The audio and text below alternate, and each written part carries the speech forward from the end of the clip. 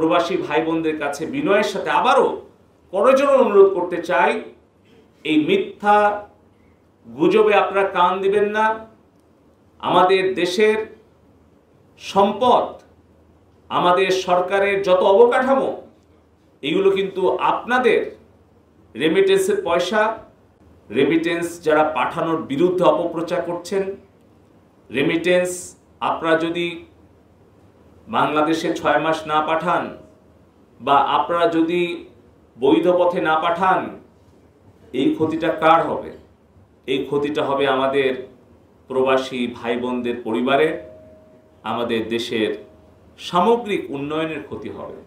সেতু ভবন যারা ধ্বংস করে,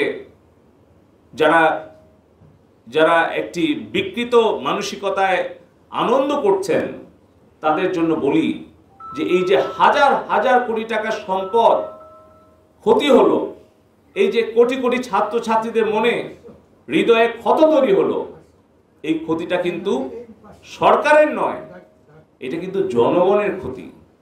এই এলিভেটেড এক্সপ্রেসওয়ে, এই মেট্রো রেল, পদ্মা সেতু, ডেটা সেন্টার, বাংলাদেশের যত কিছু অবকাঠামো, তার ক্ষতি হলে এটা দেশেরই ক্ষতি হবে, জনগণের ক্ষতি হবে।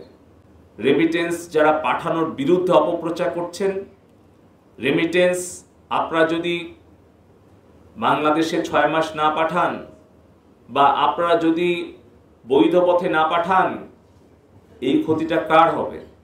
এই ক্ষতিটা হবে আমাদের প্রবাসী ভাই বোনদের পরিবারের, আমাদের দেশের সামগ্রিক উন্নয়নের ক্ষতি হবে। তাই এই অপপ্রচারগুলো আমাদের প্রতিরোধ করার জন্য সবাইকে ঐক্যবদ্ধ হয়ে কাজ করতে হবে।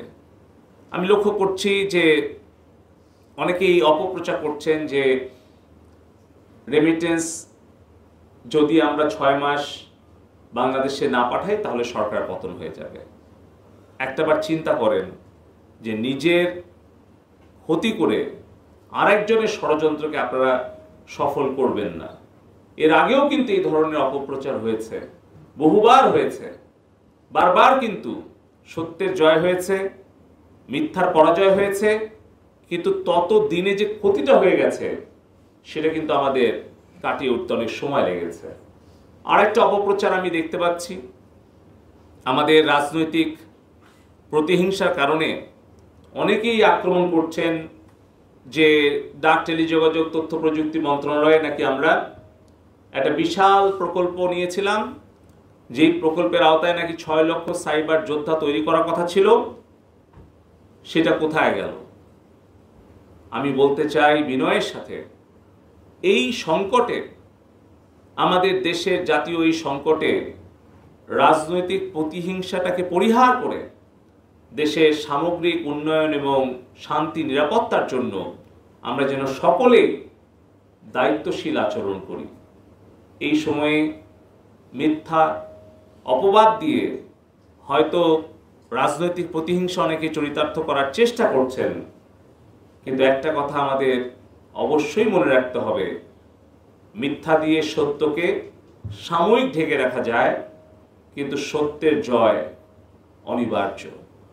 আজকে আমরা আমাদের মাননীয় আইসিটি উপদেষ্টা সজীব ওয়াজেদ জয় ভাইয়ের 53তম জন্মবার্ষিকীতে আমরা সজীব ওয়াজেদ জয় ভাইয়ের প্রতি ধন্যবাদ, কৃতজ্ঞতা। ওমানের সেরা রেট দিচ্ছে বাংলাদেশি প্রতিষ্ঠান গালফ এক্সচেঞ্জ। প্রিয়জনকে টাকা পাঠাতে আজই আসুন আমাদের যে কোনো ব্রাঞ্চে অথবা কল করুন স্ক্রিনে দেয়া নাম্বারে। গালফ এক্সচেঞ্জ, বাংলাদেশিদের প্রিয় এক্সচেঞ্জ।